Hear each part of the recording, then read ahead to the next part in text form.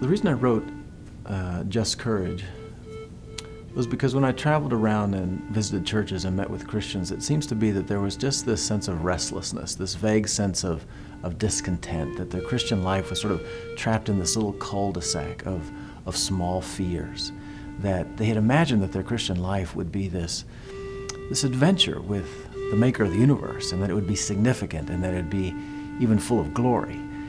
And yet their sort of day-to-day existence as a follower of Jesus just felt disappointing.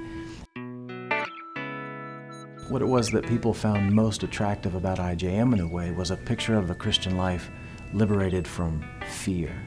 At IJM, we do have this confrontation with this horrific phenomenon of evil and violence and injustice in the world. Sex trafficking is the ugliest, most preventable man-made disaster on the globe today.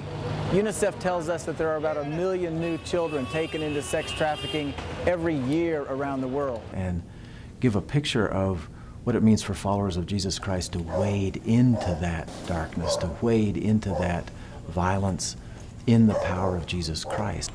Well, the most inspiring thing I get to do with my life these days is get to go see my colleagues at work in their own countries around the world taking on this struggle for justice.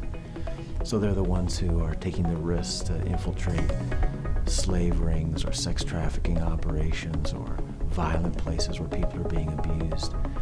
They're the ones who do the hard, tedious work of being advocates for those who are hurting. They're the ones that actually work with the authorities to bring rescue, dramatic deliverance from horrific abuse.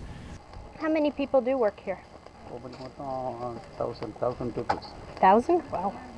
And so when I get to see this, it's a picture of God giving me and my colleagues an opportunity to do something wonderful, an opportunity to do something that takes risks, something that requires that they be dependent, desperately dependent upon Him, takes us into areas of work where we don't know how it's going to turn out. And we know it won't turn out well if God doesn't show up. Jesus is going out into the world. He's not going back into the Christian subculture. He's going out into the world.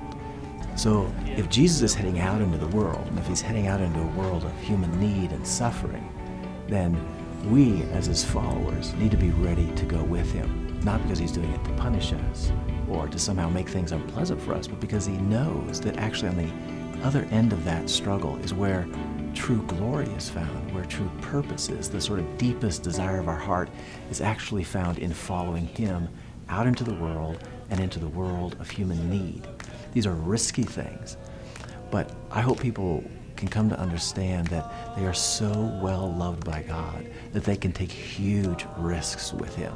Huge risk, which means that they can do significant things and they'll be well cared for all the way to the end.